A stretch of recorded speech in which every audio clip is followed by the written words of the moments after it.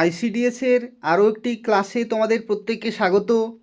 আজকে এই ভিডিওতে আমরা আলোচনা করব আইসিডিএস কর্মী ও সহায়িকার অত্যন্ত গুরুত্বপূর্ণ একটি টপিক সম্পর্কে, যেটি হলো টিকাদান ও টিকাকরণ। এই যে টপিকটি রয়েছে, এখান থেকে অনেক প্রশ্ন আসে তোমাদের পরীক্ষায়, তো খুব ভালোভাবে প্র্যাকটিস করতে হবে এই টিকাদান এবং টিকাকরণ সম্পর্কে। মা ও শিশুর স্বাস্থ্যের জন্য বিভিন্ন সময় টিকাদান ও টিকাকরণ করা হয়, যাতে বিভিন্ন রোগ প্রতিরোধ করা যায় সঠিক সময়ে। না হলে সেই রোগ কিন্তু মারণ রোগে পরিণত হতে পারে মা ও শিশুর জন্য। তো তাই টিকাদান ও টিকাকরণ খুবই গুরুত্বপূর্ণ একটি টপিক আইসিডিএস কর্মী ও সহায়িকার জন্য। যারা ভিডিওর দেখছো প্রত্যেকেই লাইক করে দেবে, শেয়ার করে দেবে। তো দেখো, আজকের প্রথম প্রশ্নে বলা হচ্ছে ভারতে জাতীয় টিকাকরণ দিবস অর্থাৎ ন্যাশনাল ইমিউনাইজেশন ডে কবে পালিত হয়? জাতীয় টিকাকরণ দিবস। তো দেখো, এই প্রশ্নের সঠিক উত্তর হয়ে যাবে 16ই মার্চ। 16ই মার্চ ভারতে জাতীয় টিকাকরণ দিবস পালিত হয়। পরবর্তী প্রশ্ন, বিশ্বের প্রথম সফল টিকা কে আবিষ্কার করেছিলেন? বিশ্বের প্রথম সফল টিকা অর্থাৎ ভ্যাকসিন দেওয়ার ফলে সেটাতে পজিটিভ রেজাল্ট এসেছিল, অর্থাৎ খুব ভালো রেজাল্ট এসেছিল। তো কে আবিষ্কার করেছিলেন? তো এই প্রশ্নের সঠিক উত্তর হয়ে যাবে এডওয়ার্ড জেনার। Edward Jenner. এখানে তোমরা মনে রাখবে 1796 সালে গুটি বসন্ত বা যাকে বলা হয় স্মল পক্স টিকা আবিষ্কার করেন। বহুদিন আগে 1796 সালে গুটি বসন্ত বা স্মল পক্সের টিকা আবিষ্কৃত হয় এডওয়ার্ড জেনারের দ্বারা। পরবর্তী প্রশ্নে দেখো, বলা হচ্ছে বিসিজি টিকা মানবদেহের কোন রোগ প্রতিরোধের জন্য দেয়া হয়? বিসিজি টিকা। দেখো, বিসিজির ফুল ফর্ম হচ্ছে ব্যাসিলাস ক্যালমেট গুয়েরিন। এই বিসিজি টিকা মানবদেহের যক্ষা প্রতিরোধ করতে দেয়া হয়, এবং যক্ষা হচ্ছে টিবি বা টিউবারকুলোসিস। বি হচ্ছে এখানে কারেক্ট আনসার। পরবর্তী প্রশ্নে দেখো, বলা হচ্ছে পেন্টাভ্যালেন্ট টিকা শিশুকে মোট কয়টি মারাত্মক রোগ থেকে রক্ষা করে? পেন্টাভ্যালেন্ট টিকা যেটা শিশুদের জন্য খুবই দরকার, এটা কিন্তু ম্যান্ডেটারি, ওটা বাধ্যতামূলকভাবে পেন্টাভ্যালেন্ট টিকা কিন্তু দিতেই হবে প্রত্যেকটা শিশুকে। এবং এই পেন্টাভ্যালেন্ট টিকার মাধ্যমে টোটাল পাঁচটি রোগ কিন্তু একসাথে প্রতিরোধ করা সম্ভব। 5টি রোগ, এই জন্যই ভাষাটা বলা হচ্ছে পেন্টাভ্যালেন্ট। পেন্টাভ্যালেন্ট অর্থাৎ 5টি।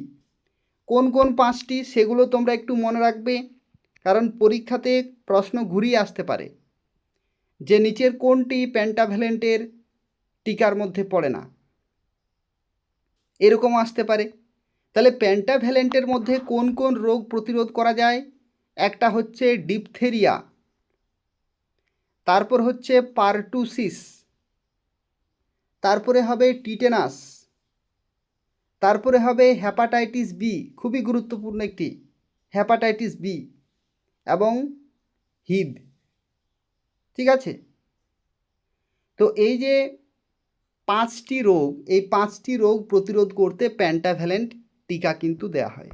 একসাথে 5টিকে প্রতিরোধ করা যায়। পরবর্তী প্রশ্নে দেখো, বলা হচ্ছে পোলিও টিকার ওরাল বা মুখে খাওয়া ড্রপ কে আবিষ্কার করেন? ওরাল টিকা অর্থাৎ মুখে দেয়া হয় সরাসরি। তো এটার সঠিক উত্তর হয়ে যাবে অ্যালবার্ট সাবিন। অ্যালবার্ট সাবিন হবে এখানে কিন্তু কারেক্ট আনসার। পোলিও টিকার যে ওরাল ড্রপ সেটা আবিষ্কার করেন অ্যালবার্ট সাবিন। ইনজেকশন যেটাকে বলা হয় আইপিভি, অর্থাৎ আইপিভি যেটা যদি বলা হয় ইনজেকশন বা আইপিভি আবিষ্কার করেন জোনাস সল্ক। এখানে একটু মনে রাখার একটা বিষয় আছে, দেখো যদি পরীক্ষায় আসে তোমাদের যে পোলিও টিকার যে ইনজেকশন সেটা কি আবিষ্কার করেন, তাহলে হবে জোনাস সল্ক বা আইপিভি। ঠিক আছে, আইপিভি যদি বলা হয় ইনজেকশন ফর পোলিও ভাইরাসের জন্য যে ইনজেকশন সেটা কি আবিষ্কার করেন জোনাস সল্ক। ঠিক আছে, কিন্তু এখানে কি বলা হয়েছে ওপিভি অর্থাৎ ওরাল পোলিও ভ্যাকসিন, অর্থাৎ যে মুখে খাওয়ার যে ড্রপ সেটাকে আবিষ্কার করেন, তখন হয়ে যাবে অ্যালবার্ট সাবিন। বি হচ্ছে এখানে কারেক্ট আনসার। পরবর্তী প্রশ্নে দেখো বলা হচ্ছে ডিপিটি টিকার মধ্যে পি অক্ষরটি কোন রোগকে নির্দেশ করে? ডিপিটির মধ্যে পি কোন রোগকে নির্দেশ করে?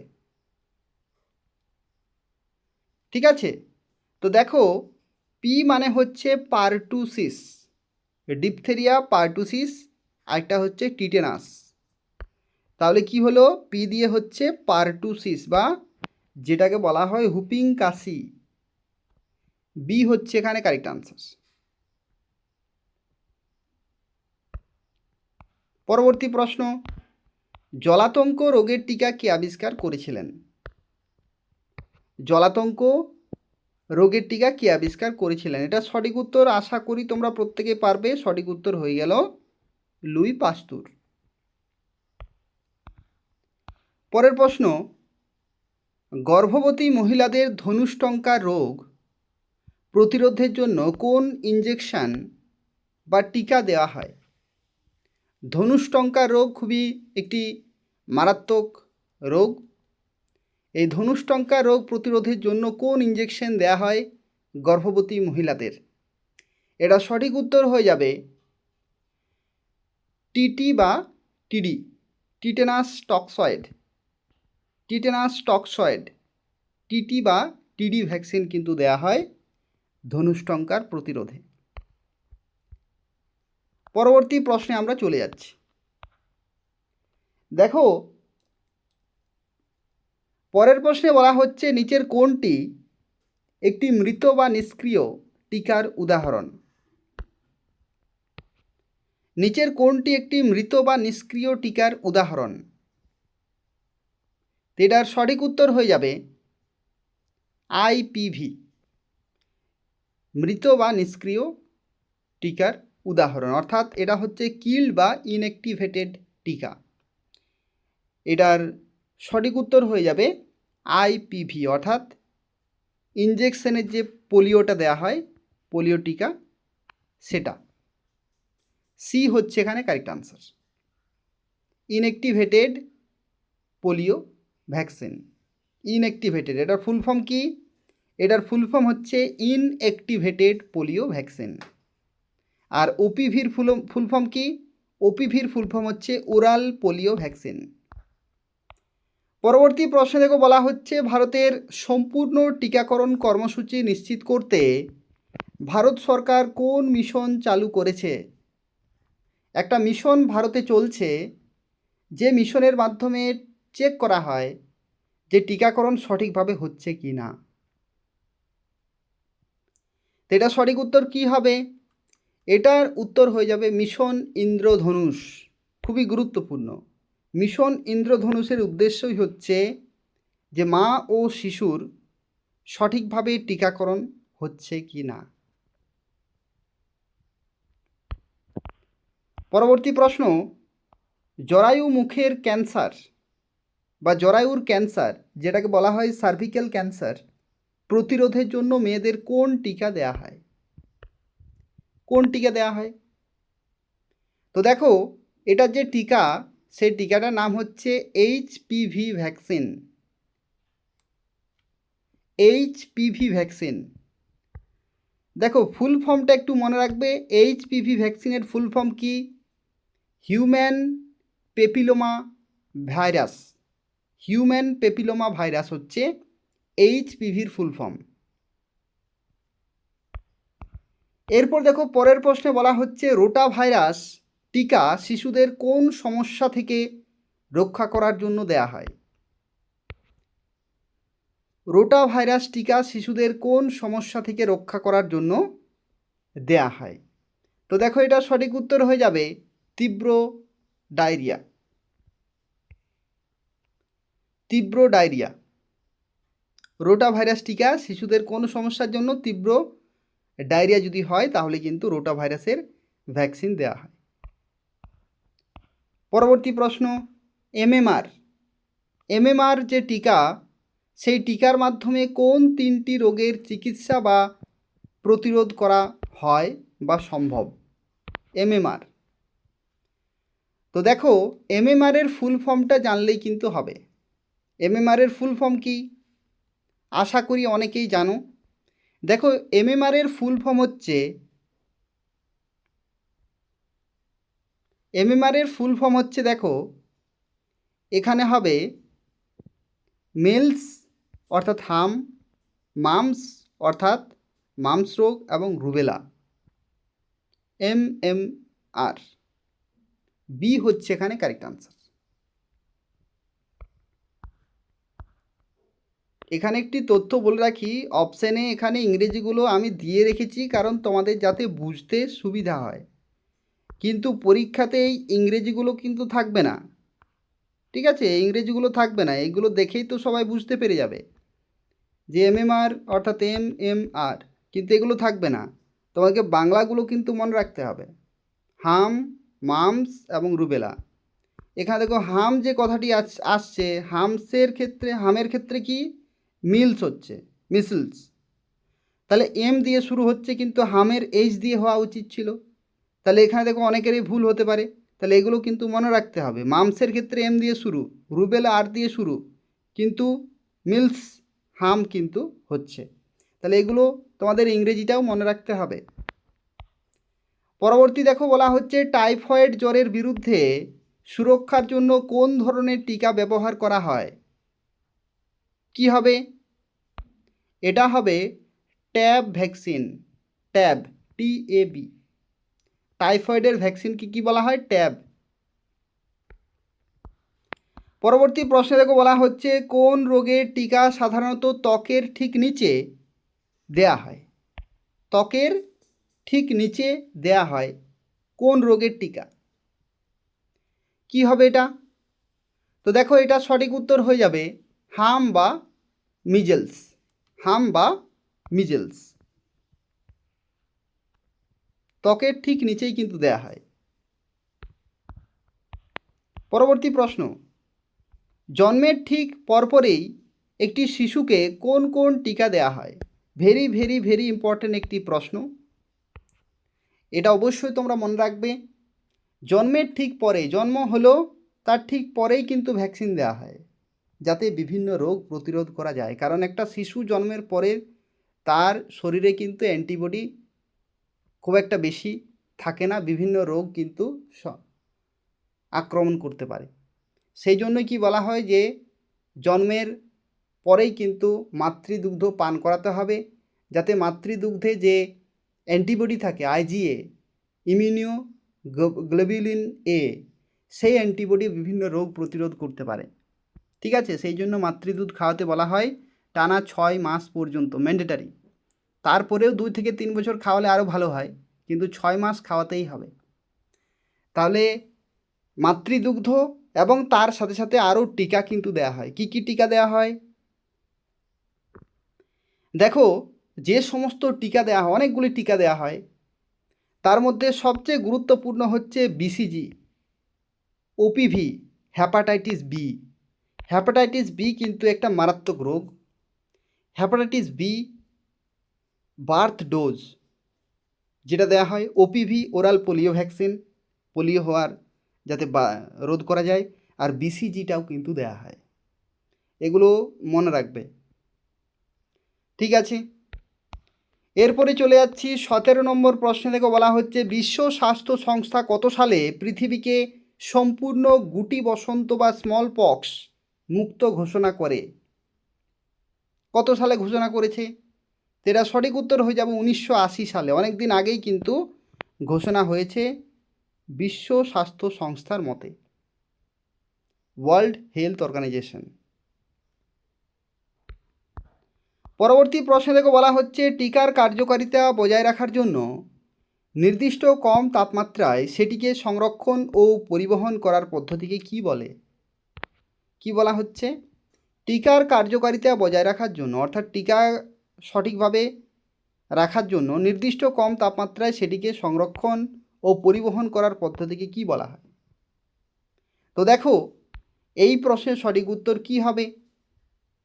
এখানে যে 4টি অপশান আছে, এই 4টির মধ্যে কোনটি হবে কারেক্ট আনসার? এটাকে বলা হয়, তোমরা মনে রাখবে, কোল্ড চেন। কোল্ড চেন বলা হয়। কোল্ড চেন পদ্ধতির দ্বারা টিকার কার্যকারিতা বজায় রাখার জন্য নির্দিষ্ট তাপমাত্রায় সেটিকে সংরক্ষণ এবং পরিবহন করা হয়, যাতে সঠিকভাবে টিকাটি কাজ করে। পরবর্তী প্রশ্ন, নিচের কোন রোগটি ভারত থেকে সম্পূর্ণভাবে নির্মূল করা সম্ভব হয়েছে? এটাও খুবই গুরুত্বপূর্ণ একটি প্রশ্ন। ভারত থেকে সম্পূর্ণভাবে নির্মূল করা হয়েছে কোন রোগ? কোনটি হবে কারেক্ট আনসার? তো দেখো, এটা হচ্ছে পোলিও। পোলিও সম্পূর্ণভাবে নির্মূল করা হয়েছে। খুব ভালো একটা কিন্তু সুখবর, কারণ পোলিও রোগ হলে কিন্তু সমস্যা। 2014 সালে ভারতকে পোলিও মুক্ত কিন্তু ঘোষণা করা হয়। 2014 সালে। তার আগে পোলিও ছিল, কিন্তু 2014 সালের পর থেকে সেটা কিন্তু পোলিও মুক্ত ঘোষণা করা হয়। এবং এটা কখন সম্ভব হয়েছে? সঠিক সময়ে শিশুদের পোলিও টিকা দেওয়ার ফলে এটা কিন্তু সম্ভব। তাহলে শিশুর সুরক্ষার জন্য মা এবং পরিবার সবাইকে কিন্তু সচেতন থাকতে হবে, নির্দিষ্ট সময়ে সঠিক ডোজ দিতে হবে, তাহলেই পোলিও প্রতিরোধ করা সম্ভব। 20 নম্বর প্রশ্নে বলা হচ্ছে টক্সয়েড জাতীয় টিকার একটি অন্যতম উদাহরণ কোনটি? টক্সয়েড জাতীয় টিকার একটি অন্যতম উদাহরণ কি হবে? তো দেখো, এটা সঠিক উত্তর হয়ে যাবে টিটেনাস। টিটেনাস, টিটেনাস টক্সয়েড, একটা নাম আছে না, টিটেনাস টক্সয়েড, টিটি। তো টক্সয়েড জাতীয় টিকার একটা অন্যতম উদাহরণ হচ্ছে টিটেনাস। যাদের টিটেনাস টক্সয়েড কথাটা মনে আছে তারাই অবশ্য এটার উত্তর দিতে পারবে। বি হচ্ছে এখানে কারেক্ট আনসার। তো এই হচ্ছে আজকের ক্লাসের 20টি গুরুত্বপূর্ণ প্রশ্নোত্তর, যেগুলি টিকাদান এবং টিকাকরণ সম্পর্কিত, মা ও শিশুর স্বাস্থ্য সম্পর্কিত অত্যন্ত গুরুত্বপূর্ণ একটি প্রশ্নোত্তর রয়েছে। তোমরা যারা আইসিডিএস কর্মী ও সহায়িকার পরীক্ষার জন্য প্রস্তুতি নিচ্ছ, অবশ্যই তোমরা এই প্রশ্নগুলো কিন্তু বারবার প্র্যাকটিস করবে। তোমাদের পরীক্ষার জন্য মোস্ট ইম্পর্ট্যান্ট কোশ্চেন আনসার এগুলো। নিয়মিত ক্লাসগুলি করবে, যা কিছু তোমাদের পরীক্ষার জন্য গুরুত্বপূর্ণ সব কিছু আমি তোমাদের শেয়ার করে দেব।